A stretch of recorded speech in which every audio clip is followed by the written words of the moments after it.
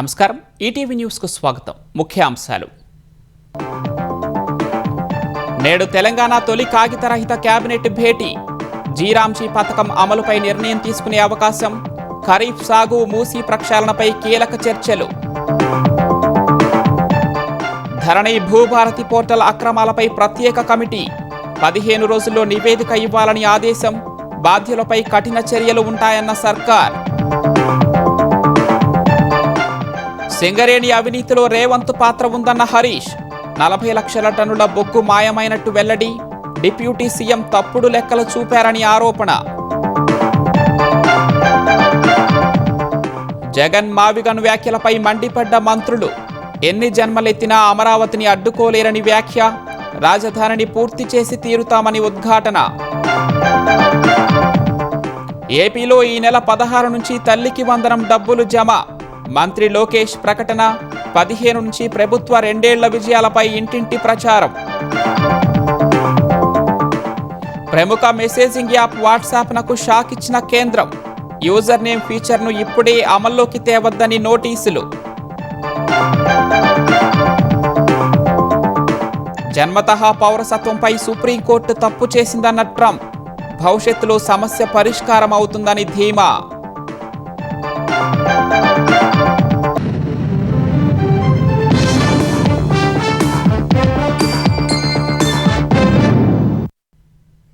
కేంద్రం కొత్తగా తీసుకొచ్చిన వీబీజీ రామ్జీ పథకాన్ని తెలంగాణలో యథాతథంగా అమలు చేయాలా వద్దా అనే అంశంపై ఇవాళ మంత్రివర్గం కీలక నిర్ణయం తీసుకోనుంది.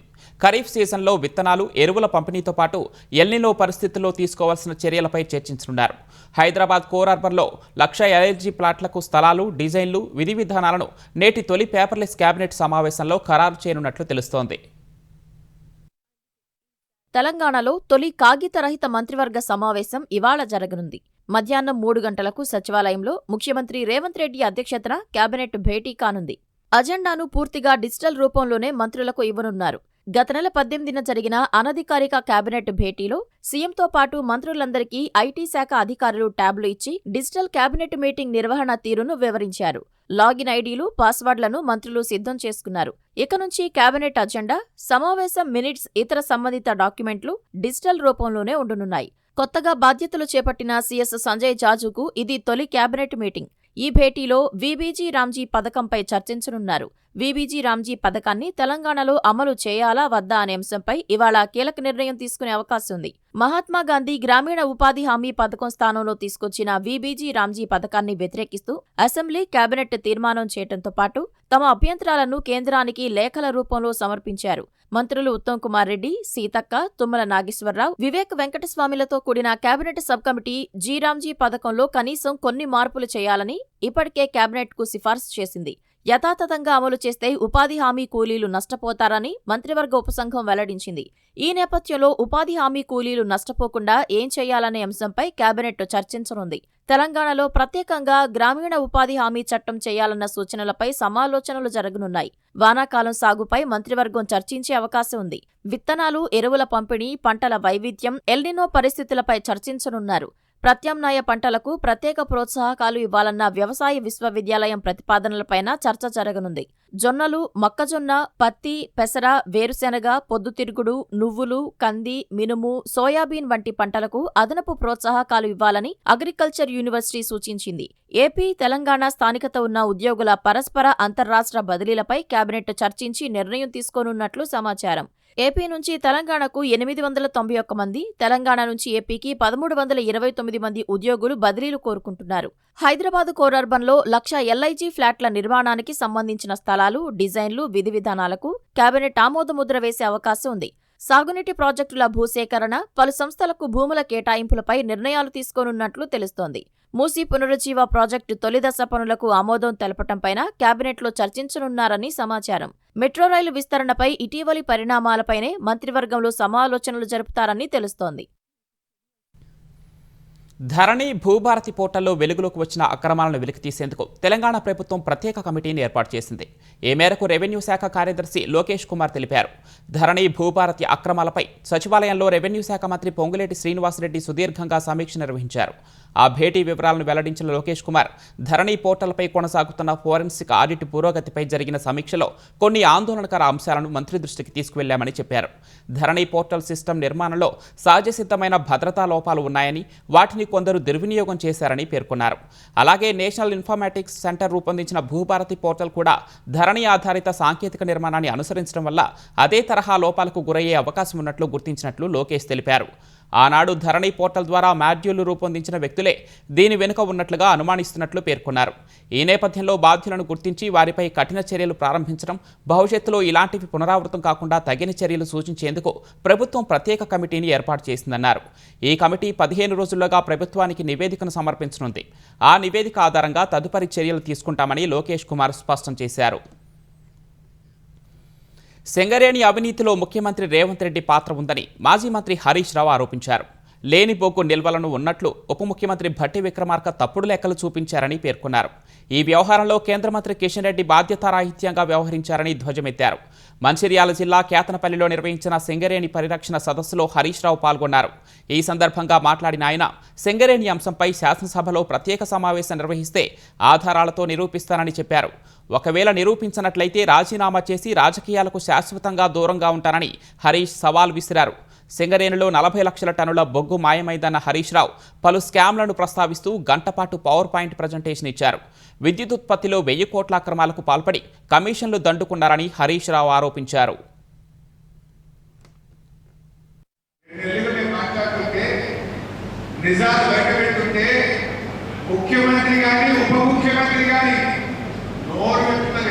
నిజంగా నేను చెప్పిన దాంట్లో అవాస్తవాలు ఉంటే తప్పుంటే ఆకాశం అంత ఎగరకపోదురా. దేవుడిన దొంగ లెక్క ఎందుకు నోట్లు వస్తున్నారో కార్మికులు అర్థం చేసుకోవాలి. కార్మిక మంత్రి మాట్లాడాడు, ఉప ముఖ్యమంత్రి మాట్లాడాడు, ముఖ్యమంత్రి అసలు బెదరే ఇప్పుడు. ఎందుకంటే దీంట్లో ఈ స్కాముల్లో ప్రధాన పాత్రధారి సూత్రధారి రేవంత్ రెడ్డి బాబాజీ సృజన్ రెడ్డి. మాజీ సీఎం జగన్మోహన్ రెడ్డి 8 జన్మలు ఎత్తిన అమరావతిని అడ్డుకోలేరని కూటమి నేతలు తేల్చి చెప్పారు. రాజధానిపై ఇంకెన్నిసార్లు నాలుక మడతేస్తారని నిలదీశారు. జగన్ రక్తంలోనే వెన్నుపోటు ఉందని ఎమ్మెల్యే ధూళిపాల నరేంద్ర విమర్శించారు. జగన్ లాంటి మారీచుల నుంచి కాపాడటానికి అమరావతికి కేంద్రం చట్టభద్రత కల్పించిందన్నారు. అధికారంలో ఉన్నప్పుడు 3 రాజధానుల పేరిట 3 ముక్కలాటాడిన జగన్ ఇప్పుడు మావిగన్ పేరిట కొత్త నాటకానికి తెరలేపటం హాస్యాస్పదమని మంత్రి కందుల దుర్గేష్ అన్నారు. ఇష్టం వచ్చినట్లు మార్చడానికి రాజధాని అంటే ఇంట్లో క్యాలెండర్ కాదని, రాష్ట్రానికి గుండెకాయ లాంటిదన్నారు. జగన్ లాంటి మూర్ఖుల్ని ఎవరూ మార్చలేరని మంత్రి సత్యకుమార్ ఎద్దేవా చేశారు. 3 ముక్కలాటతో 11 సీట్లకు పడిపోయిన జగన్ వచ్చే ఎన్నికల్లో 0కు పరిమితమవటం ఖాయమని మంత్రి గొట్టిపాటి రవి అన్నారు. జగన్ ఏ అజెండాతో ముందుకు వెళ్లినా వైసీపీ జెండా పీకేయటానికి ప్రజలు సిద్ధంగా ఉన్నారని తెలిపారు. సీఎం చంద్రబాబు నాయకత్వంలో రాజధాని నిర్మాణాన్ని పూర్తి చేసి తీరుతామని మంత్రి సవిత వెల్లడించారు. అమరావతి రాజధాని అన్నారు, 33,000 ఎకరాలు చాలన్నారు, ఓట్లు వేయించుకున్నారు. మళ్ళీ మొన్నటి రోజు ఏం చెప్పారు, మేము అమరావతిని సంఘీభావం తెలుపుతున్నామన్నారు. ఈ రోజు మళ్ళీ మావిగన్. ప్రజలు ఏమన్నా తిక్కోళ్ళు అనుకుంటున్నారా? 3 ముక్కలు చేశాడు. ఏ ముక్కలోనూ ఒక సిమెంట్ బస్తా వేయని జగన్ రెడ్డి గారు కూడా ఈ రోజు అమరావతి గురించి మాట్లాడుతుంటే మరి ప్రజలంతా మరి లండన్ మందులు పనిచేస్తున్నాయో లేదో, మైండ్ దొబ్బిందా? ఏం మాట్లాడుతున్నారండి జగన్ రెడ్డి గారు? మీరు నీ జన్మ తరతరాలు ఎత్తినా, ఇంకా 10 జన్మలు ఎత్తినా అమరావతి ఆగదు. మా అజెండా అమరావతిని పూర్తి చేస్తాం, భావితరాల భవిష్యత్తుకు అందజేస్తాం. రాజధాని అమరావతి రైతులతో ఘర్షణలకు దిగటం, వారిని దూషించిన కేసులో దర్యాప్తునకు సహకరించాలని వైసీపీ నేతలకు ఆంధ్రప్రదేశ్ హైకోర్టు స్పష్టం చేసింది. ఈ మేరకు మాజీ మంత్రులు పేర్ని నాని, అంబటి రాంబాబు, ఎమ్మెల్సీ లేళ్ల అప్పిరెడ్డి, పార్టీ నేతలు దేవినేని అవినాష్, దొంతిరెడ్డి వేమారెడ్డి తదితరులను ఆదేశించింది. అంతేకాదు అధికారులు ఎప్పుడు కోరితే అప్పుడు విచారణకు హాజరు కావాలని న్యాయస్థానం స్పష్టం చేసింది. తమపై నమోదైన కేసును కొట్టివేయాలని కోరుతూ పేర్ని నాని, అంబటి రాంబాబు దాఖలు చేసిన పిటిషన్పై విచారణ జరిపిన హైకోర్టు దర్యాప్తునకు సహకరించాలని పిటిషనర్లను ఆదేశించింది. అయితే అరెస్టు నుంచి రక్షణ కల్పిస్తూ మధ్యంతర ఉత్తర్వులు ఇచ్చింది. తదుపరి ఉత్తర్వులు ఇచ్చేంత వరకు అరెస్టు చేయవద్దని చెప్పింది. అనంతరం విచారణను ఈ నెల 8కి వాయిదా వేసింది. ఆంధ్రప్రదేశ్లో ఈ నెల 16 నుంచి తల్లికి వందనం డబ్బులు విద్యార్థుల తల్లుల ఖాతాల్లో జమ చేయనున్నట్లు విద్యాశాఖ మంత్రి నారా లోకేష్ ప్రకటించారు. 2 రోజుల తిరుపతి జిల్లా పర్యటనలో భాగంగా లోకేష్ శ్రీకాళహస్తి నియోజకవర్గ టీడీపీ విస్తృత స్థాయి సమావేశంలో పాల్గొన్నారు. 15 నుంచి కూటమి ప్రభుత్వ 2 ఏళ్ల విజయాలపై ఇంటింటి ప్రచారం చేపడతామన్నారు. వైసీపీ అరాచకాలు, కూటమి ప్రభుత్వ విజయాలను ఈ డోర్ టు డోర్ కార్యక్రమం ద్వారా ప్రజల్లోకి బలంగా తీసుకువెళ్లాలని దిశానిర్దేశం చేశారు. ఆగిపోయిన అమరావతి, పోలవరం పనులను పరిగెత్తిస్తున్నామని, ఈ విజయాలన్నింటినీ ప్రజల్లోకి తీసుకువెళ్లాలని పిలుపునిచ్చారు. కూటమి ప్రభుత్వం కొనసాగితేనే ఏపీలో స్థిరమైన అభివృద్ధి సాధ్యమన్న లోకేష్ క్యాడర్ కలిసికట్టుగా పనిచేయాలని సూచించారు. జగన్ అబద్ధాలు చెప్పినంత అందంగా ఎవరూ నిజాలు కూడా చెప్పలేరని ఎద్దేవా చేశారు. రెడ్ బుక్ దాని పని అది తీసుకువెళ్తుందని లోకేష్ ఉద్ఘాటించారు. కేవలం ఒక ఆంధ్ర రాష్ట్రంలోనే వృద్ధులకి 4,000 రూపాయలు పెన్షన్ ఇస్తున్నాం, వికలాంగులకి 6,000 రూపాయలు పెన్షన్, తల్లికి వందనం కింద ఇంట్లో ఎంతమంది బిడ్డలున్నా అంతమంది బిడ్డలకి కూడా మనం డబ్బులు ఇస్తున్నాం. మొదటి సంవత్సరం ఇచ్చాం, రెండో సంవత్సరం జూలై 16, 17, 18 పేరెంట్ టీచర్ మీటింగ్ రోజునాడు ఆ డబ్బులు కూడా విడుదల చేయబోతున్నామని మీ అందరికీ తెలియజేస్తున్నా. 14 ఏమన్నాడు? ఒకే రాష్ట్రం, అమరావతి రాజధాని అన్నాడు. 2019 గెలిచిన తర్వాత ఏమన్నాడు? 3 రాజధానులు అన్నాడు. ఇప్పుడు ఓడిపోయిన తర్వాత ఏమన్నాడు? మ్యావిక్ అని అన్నాడు. రేపు ఏమంటాడు తెలుసా? బెంట్ తాహే అంటాడు. బెంగళూరు, తాడేపల్లి, హైదరాబాద్. భవిష్యత్తులో ప్రభుత్వ బడుల్లో నో అడ్మిషన్ బోర్డులు కనిపించడమే తమ ప్రభుత్వ లక్ష్యమని ఆంధ్రప్రదేశ్ విద్యాశాఖ మంత్రి నారా లోకేష్ అన్నారు. తిరుపతి జిల్లా రేణిగుంట సమీపంలోని కొత్తపాలెంలో జరిగిన ఓ ప్రత్యేక కార్యక్రమంలో 10వ తరగతిలో అత్యుత్తమ ప్రతిభ కనబరిచిన 3 ప్రభుత్వ పాఠశాల విద్యార్థులకు మంత్రి లోకేష్ ఇంటి పట్టాలను పంపిణీ చేశారు. ఈ సందర్భంగా విద్యార్థులు, వారి తల్లిదండ్రులతో మంత్రి ప్రత్యేకంగా మాట్లాడారు. విద్య ద్వారానే సమాజంలో మార్పు సాధ్యమవుతుందని లోకేష్ అన్నారు. ప్రభుత్వ పాఠశాలలను బలోపేతం చేసేందుకు తమ ప్రభుత్వం కట్టుబడి ఉందని తెలిపారు.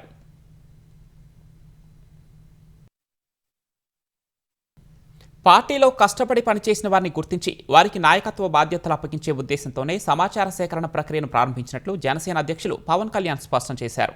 మంగళగిరిలో పార్టీ కేంద్ర కార్యాలయం నుంచి సమాచార సేకరణ పరిశీలకులతో పవన్ వీడియో కాన్ఫరెన్స్ నిర్వహించారు. దరఖాస్తుల స్వీకరణ, సమాచారం క్రోడీకరణ ప్రక్రియలు సాగుతున్న విధానంపై పవన్ ఆరా తీశారు. పార్టీ నిర్దేశించిన విధి విధానాలను అనుసరించాలని సూచించారు. ప్రజాస్వామ్యయుతంగా, పారదర్శకంగా చేస్తున్న ఈ ప్రక్రియను విజయవంతం చేయాలని పవన్ కోరారు. పార్టీ కోసం కష్టపడిన ప్రతి జన సైనికుడికి గుర్తింపు కల్పించడమే ఈ కార్యక్రమం యొక్క ప్రధాన ఉద్దేశం. నాయకులందరికీ కూడా, పరిశీలకులందరికీ కూడా నా అభ్యర్థన ఏంటంటే మీరు పార్టీ నిర్ణయించిన విధానాన్ని పాటించండి. ఎందుకంటే దీని వెనుక ఒక 14 సంవత్సరాల కృషి ఉంది. దాదాపు 700 గంటలు పనిచేసాం. నేను 100 గంటలు దీనిపైనే కూర్చున్నాను. దయచేసి అందుకని దీన్ని దృష్టిలో పెట్టుకోండి. అలాగే కాన్ఫిడెన్షియాలిటీ ఆఫ్ డేటా, ఈ ప్రక్రియలో సేకరించే డేటా చాలా గోప్యమైనది. ఈ ప్రక్రియ ముగిసిన తర్వాత జనసేనలో కష్టపడితే గుర్తింపు ఉంటుంది, నాయకత్వానికి అవకాశం ఉంటుంది అనే నమ్మకంతో నేను మీకోసం ఈ ప్రయత్నాన్ని మొదలు పెట్టాను. పోలవరం ప్రాజెక్టు పరిధిలోని 10,000 ఎకరాలను లైడార్ సర్వే చేసి టూరిజం హబ్గా డిజైన్ చేస్తున్నట్లు ఆంధ్రప్రదేశ్ జలవనరుల శాఖ మంత్రి నిమ్మల రామానాయుడు చెప్పారు. పోలవరం బ్యూటిఫికేషన్పై సంబంధిత అధికారులతో మంత్రి సమీక్షించారు. తెలుగుదనంతో పాటు ఏపీ ఔన్నత్యం చాటేలా పోలవరం స్పిల్వే ఉండాలన్న సీఎం ఆదేశాలకు అనుగుణంగా పనిచేస్తున్నట్లు మంత్రి చెప్పారు. రైట్, లెఫ్ట్ బ్యాంకును కలుపుతూ బ్రిడ్జిల నిర్మాణానికి ప్రతిపాదనలు సిద్ధం చేస్తున్నట్లు వివరించారు. భవిష్యత్తులో టూరిజం హబ్గా ఉండాలంటే ఖచ్చితంగా అటు విశాఖపట్నం నుంచి ఇటు అమరావతి వరకు, అంటే ముఖ్యంగా రాజమండ్రి, కొవ్వూరు, ఏలూరు వంటి వాటితో పోలవరం ప్రాజెక్టును అనుసంధానం చేసేటువంటి విధంగా నేషనల్ హైవేస్ని ఏ మార్గాల్లో మనం కనెక్టివిటీస్ ఇవ్వాలనేటువంటి విధంగా 2-3 మరి మార్గాలను కూడా ఈరోజు పరిశీలించి పోలవరం ప్రాజెక్టు ఒక హబ్గా, ఒక టూరిజం హబ్గా మలచాలనేటువంటి ఈ యొక్క ప్రయత్నాలు కొనసాగుతూ ఉన్నాయి. చంద్రబాబు నాయుడు గారి ఆదేశాల ప్రకారం అని చెప్పి మీ ద్వారా అందరికి కూడా తెలియజేసుకుంటూ ఉన్నా. విజయవాడ సాయికృష్ణ మృతి విషయంలో వాస్తవాలు బయటకు రాకుండా constable Baburao, head constable Sambaiah Krishnalanka police స్టేషన్లోని సీసీటీవీ ఫుటేజీ తొలగింపులో కీలక పాత్ర పోషించినట్లు సిట్ తెలిపింది. ఫుటేజీ స్టోర్ అయిన 4 హార్డ్ డిస్క్లను మార్చేసి అసలు వాటి స్థానంలో వేరేవి తీసుకొచ్చి పెట్టారని రిమాండ్ రిపోర్టులో వెల్లడించింది. సాయికృష్ణను మార్కాపురం నుంచి తెచ్చిన దృశ్యాలతో పాటు అక్కడ జరిగిన వ్యవహారమంతా కృష్ణలంక స్టేషన్ లోపల, బయట ఉన్న సీసీ కెమెరాల్లో రికార్డైంది. విచారణ సమయంలో ఫోరెన్సిక్ అధికారులు 4 హార్డ్ డిస్క్లను స్వాధీనం చేసుకున్నారు. వాటిని ఏర్పాటు చేసిన సౌత్రికా టెక్నాలజీస్ నుంచి సిట్ అధికారులు వివరాలు తీసుకున్నారు. అయితే సీజ్ చేసిన హార్డ్ డిస్కులు తాము ఏర్పాటు చేసినవి కావని, నెట్వర్క్ వీడియో రికార్డర్ మాత్రమే తాము ఇచ్చినదని చెప్పారు. మరోవైపు సిఐ నాగరాజు కస్టడీ పిటిషన్పై విజయవాడ కోర్టు ఇవాళ నిర్ణయం వెలువరించనుంది. అటు ఈ కేసులో మొత్తం 10 మందిని నిందితులుగా చేర్చే అవకాశం ఉంది. ఇప్పటి వరకు సిట్ 6గురిని నిందితులుగా చేర్చి 5గురిని అరెస్ట్ చేసింది. వీరితో పాటు మరో 4గురిని కూడా నిందితులుగా చేర్చనున్నట్లు తెలుస్తోంది. కృష్ణలంక స్టేషన్లోని మొత్తం 60 మంది సిబ్బందిని సిట్ విచారించింది. అనుమానం వచ్చిన పలువురిని 2 సార్లు కూడా పిలిచి ప్రశ్నించింది. ఇప్పటికే స్టేషన్లో విధులు నిర్వహించిన 5గురు జైలు పాలవడంతో మిగిలిన వారిలో ఆందోళన నెలకొంది. ఇంకా ఎంతమంది కేసులో ఇరుక్కుంటారోనన్న చర్చ మొదలైంది. సీఐకి సన్నిహితులుగా మెలిగిన వారు భయంగా విధులు నిర్వహిస్తున్నారు. ఇప్పటికే 2 రిమాండ్ రిపోర్టులో A4 పాత్ర గురించి ప్రస్తావించిన పేరును మాత్రం పేర్కొనలేదు. ఇది సిఐ నాగరాజుకు సన్నిహితులుగా ముద్రపడిన సురేష్ పేరై ఉంటుందని భావిస్తున్నారు. ఇప్పటి వరకు పేర్కొన్న 6గురు నిందితుల్లో A4ను తప్ప అందరినీ అరెస్ట్ చూపించారు. అతడిని ఎందుకు అరెస్ట్ చేయలేదనేది బయటకు రాలేదు. యూరియా యాప్ ద్వారా వెలుగులోకి వచ్చిన సిద్దిపేట యూరియా బస్తాల అక్రమాలను తెలంగాణ సర్కార్ తీవ్రంగా పరిగణిస్తోంది. ఈ ఏడాది ఖరీఫ్ సీజన్ ప్రారంభమైన నేపథ్యంలో రసాయన ఎరువులు కొనుగోలు చేస్తున్న సమయంలో ఏకంగా 6,000 యూరియా బస్తాలు మాయమైన కేసు సంచలనం సృష్టించింది. ఈ కేసులో 3 డీలర్లపై క్రిమినల్ కేసులు నమోదు చేసి అరెస్ట్ చేశారు. వ్యవసాయ శాఖ అధికారిపై సస్పెన్షన్ వేటు పడింది. యూరియా యాప్ వల్లే అక్రమాలు గుర్తించడం సాధ్యమైందని, అక్రమాలను ప్రభుత్వం ఏమాత్రం సహించదని వ్యవసాయ శాఖ మంత్రి తుమ్మల నాగేశ్వరరావు హెచ్చరించారు. అదేవిధంగా కామారెడ్డి జిల్లాలో ఒక సొసైటీ పరిధిలో ఎరువుల సరఫరాలో జరిగిన అక్రమాలను గుర్తించి బాధ్యులపై చర్యలు తీసుకోవడం జరిగిందన్నారు. గతంలో అసలైన రైతులకు చేరాల్సిన యూరియాను కొందరు అక్రమంగా ప్రైవేట్ సంస్థలకు విక్రయించి రైతులను మోసం చేసే పరిస్థితులు ఉండేవని, ఇప్పుడు అలాంటి అవకాశాలకు పూర్తిగా అడ్డుకట్టపడిందని మంత్రి స్పష్టం చేశారు. తెలంగాణలోని గురుకులాల్లో 2,000 కోట్ల కుంభకోణం జరిగిందన్న ఆరోపణలపై బహిరంగ చర్చకు సిద్ధమని మంత్రులు చేసిన సవాళ్లు స్వీకరిస్తున్నట్లు బీఆర్ఎస్ ప్రధాన కార్యదర్శి ఆర్ఎస్ ప్రవీణ్ కుమార్ అన్నారు. ముఖ్యమంత్రి రేవంత్ రెడ్డి, సంక్షేమ శాఖల మంత్రులు ఇవాళ మధ్యాహ్నం 12 గంటలకు సోమాజిగూడ ప్రెస్ క్లబ్కు చర్చకు రావాలని ఎక్స్లో పోస్ట్ చేశారు. ప్రభుత్వం తరపున ఏదైనా తప్పులుంటే రాజీనామా చేసి వెళ్తామని గతంలో సంక్షేమ శాఖ మంత్రులు ప్రకటించారని గుర్తు చేశారు. చర్చ సుహృద్భావ వాతావరణంలో బలమైన సాక్ష్యాల ఆధారంగానే జరగాలని కోరుకుంటున్నట్లు తెలిపారు. తక్కువ నిధులతో ఎక్కువ మందికి ఉపయోగపడే పనులకు ప్రాధాన్యమివ్వాలని తెలంగాణ సీఎస్ సంజయ్ జాజు అధికారులను ఆదేశించారు. జిల్లాల వారీగా వెంటనే చేపట్టాల్సిన పనులు గుర్తించాలని చెప్పారు. మార్చి 6 నుంచి జూన్ 12 వరకు జరిగిన ప్రజాపాలన ప్రగతి ప్రణాళిక కార్యక్రమాలు, సాధించిన ఫలితాలపై ఉన్నతాధికారులతో సీఎస్ సమీక్ష నిర్వహించారు. వివిధ జిల్లాల్లో ప్రజాపాలన ప్రగతి ప్రణాళిక కార్యక్రమం అమలు తీరును పర్యవేక్షించిన నోడల్ అధికారులు క్షేత్రస్థాయి పర్యటనలో గుర్తించిన సమస్యలు, సవాళ్లను సీఎస్కు వివరించారు. జిల్లాల్లో అమలు చేసిన వినూత్న విధానాలతో సానుకూల ఫలితాలు వచ్చాయని, వాటిని ఇతర జిల్లాల్లో కూడా అమలు చేయవచ్చని సూచించారు. జిల్లా కలెక్టర్లతో చర్చించి సమస్యల పరిష్కారానికి అవసరమైన ప్రణాళికలను రూపొందించాలని నోడల్ అధికారులను సీఎస్ ఆదేశించారు. ప్రముఖ మెసేజింగ్ యాప్ వాట్సాప్నకు కేంద్ర ప్రభుత్వం షాక్ ఇచ్చింది. వాట్సాప్ ప్రతిష్టాత్మకంగా తీసుకురానున్న యూజర్ నేమ్ ఫీచర్ను ఇప్పుడే భారత్లో లాంచ్ చేయవద్దని మాతృ సంస్థ మెటాకు నోటీసులు జారీ చేసింది. ఈ యూజర్ నేమ్ ఫీచర్పై 3 రోజుల్లోగా పూర్తి ఆధారాలతో సమగ్రమైన వివరణ ఇవ్వాలని కేంద్రం డెడ్లైన్ విధించింది. ప్రభుత్వానికి సంతృప్తి కలిగేలా సంప్రదింపులు పూర్తయ్యే వరకు ఎట్టి పరిస్థితుల్లోనూ ఈ ఫీచర్ను రోల్అవుట్ చేయవద్దని తేల్చి చెప్పింది. ఐటీ చట్టం నిబంధనల ప్రకారం సైబర్ నేరాలను పెంచే అవకాశం ఉన్న ఈ ఫీచర్పై ఎందుకు కఠిన చర్యలు తీసుకోకూడదో సమాధానం చెప్పాలని కేంద్రం కోరింది. మరోవైపు కేంద్రం నోటీసులపై వాట్సాప్ స్పందించింది. యూజర్ నేమ్ ఫీచర్ను వాట్సాప్ వెనకేసుకొచ్చింది. దీని ద్వారా జరిగే మోసాలను అడ్డుకునేందుకు ఇప్పటికే యాప్లో బహుళంచెల భద్రతా వ్యవస్థను ఏర్పాటు చేశామని మెటా ప్రతినిధి వివరణ ఇచ్చారు. ప్రముఖులు, ప్రభుత్వ సంస్థల పేర్లను ఎవరూ వాడుకోకుండా వాటిని హోల్డ్లో ఉంచినట్లు స్పష్టం చేశారు. ఒక కొత్త అకౌంట్కు ఒకేసారి ఎంతమందికి మెసేజ్ చేయాలనే దానిపై పరిమితులు విధించామని తెలిపారు. తీవ్రమైన నేరాలు ఎదుర్కొంటూ అరెస్టై వరుసగా 30 రోజుల నిర్బంధంలో ఉన్న ప్రజాప్రతినిధులు ఆటోమేటిక్గా పదవులు కోల్పోయేందుకు ఉద్దేశించిన బిల్లును పార్లమెంటు వర్షాకాల సమావేశాల్లో ప్రవేశపెట్టే అవకాశాలున్నాయి. ప్రధానమంత్రి, ముఖ్యమంత్రులు, కేంద్ర, రాష్ట్ర మంత్రులందరికీ వర్తించే బిల్లును గత ఆగస్టులో పార్లమెంట్లో ప్రవేశపెట్టారు. దానిపై సమగ్ర పరిశీలన నిమిత్తం అపరాజిత సారంగి నేతృత్వంలో సంయుక్త పార్లమెంటరీ సంఘం జేపీసీని నియమించారు. తమ అభ్యంతరాలను అధికారపక్షం సులభంగా బేఖాతరు చేస్తుందని పేర్కొంటూ కాంగ్రెస్ సహా విపక్ష ఇండియా కూటమి సభ్యులంతా జేపీసీని బహిష్కరించారు. కమిటీ ఈ నెల 17న భేటీ అయి నివేదికను ఆమోదించి 20 నుంచి మొదలయ్యే సమావేశాల్లో పార్లమెంటుకు సమర్పించే అవకాశాలున్నాయి. సామాజిక భద్రతా కోడ్లో భాగంగా కేంద్రం తెచ్చిన ఉద్యోగుల భవిష్య నిధి పథకం, ఉద్యోగుల పింఛను పథకం, ఉద్యోగుల డిపాజిట్ బీమా పథకం అమల్లోకి వచ్చాయి. ఈపీఎఫ్ 1952, ఈసీఎస్ 1995, ఈడీఎల్ఐ 1976 స్థానాల్లో వాటిని తెస్తున్నట్లు కేంద్రం గెజిట్ నోటిఫికేషన్ జారీ చేసింది. పూర్వ పథకాల్లో స్వల్ప మార్పులు చేపట్టింది. పీఎఫ్ నుంచి ఏడాదికి 2 కన్నా ఎక్కువ పాక్షిక ఉపసంహరణలు చేయకుండా నిబంధనలు కఠినతరం చేసింది. పూర్వ పథకంలో అనారోగ్యం పేరిట ఎన్నిసార్లైనా పాక్షికంగా ఉపసంహరించేందుకు వీలుండేది. ఇప్పుడు అదే నియమం ఉన్నా 1 ఏడాదిలో గరిష్టంగా 2 సార్లకే అనుమతించనున్నారు. 1 ఏడాది వేరే అవసరానికి కొంత మొత్తాన్ని తీసుకుంటే ఆ సంవత్సరం అనారోగ్యం కింద ఇంకా ఒక్కసారే ఉపసంహరించుకునే అవకాశం ఉంటుంది. విద్య కోసం సర్వీస్ మొత్తంలో 10 సార్లు తీసుకునే అవకాశం ఉంటుంది. ప్లాట్, గృహం కొనుగోలు, గృహ నిర్మాణం, ఇంటి రుణం తిరిగి చెల్లించడం లేదా మరమ్మతుల కోసం గతంలో 2 సార్లే అవకాశం ఉండేది. ఇక నుంచి సర్వీసులు 5 సార్లు ఉపసంహరించుకునే వీలుంటుంది. ఈపీఎఫ్ 2026 పథకంలో కనీస నిల్వ 25% కేంద్రం తప్పనిసరి చేసింది. పాక్షిక ఉపసంహరణ చేసే తేదీ నాటికి ఆ ఖాతాలో జమ అయిన ఉద్యోగి వాటా, యజమాని వాటా, ఆ మొత్తంపై వచ్చిన వడ్డీ, ఈ మూడింటిని కలిపి 25% కనీస నిల్వను లెక్కిస్తారు. జన్మతః పౌరసత్వం అనేది అంతర్యుద్ధం తర్వాత బానిసల పిల్లల కోసం తీసుకువచ్చారని, చైనా లేదా ఇతర దేశాల నుంచి వచ్చే సంపన్నుల కోసం కాదని అమెరికా అధ్యక్షుడు ట్రంప్ స్పష్టం చేశారు. ఈ విషయంలో అమెరికా సుప్రీంకోర్టు తప్పు చేసిందని తాను భావిస్తున్నానని చెప్పారు. అయితే భవిష్యత్తులో ఈ సమస్య తప్పక పరిష్కారం అవుతుందని ఆయన ధీమా వ్యక్తం చేశారు. నార్త్ డకోటాలో ఓ కార్యక్రమంలో ట్రంప్ ఈ మేరకు పేర్కొన్నారు. అమెరికా అధ్యక్షుడికి ప్రభుత్వ కార్యనిర్వాహక సంస్థల అధికారులను తొలగించే అధికారాన్ని తిరిగి ఇస్తూ జూన్ 29న సుప్రీంకోర్టు ఇచ్చిన తీర్పును Trump స్వాగతించారు. Yesterday's decisions, well, we actually had a good day except for birthright citizenship, which will work out some way.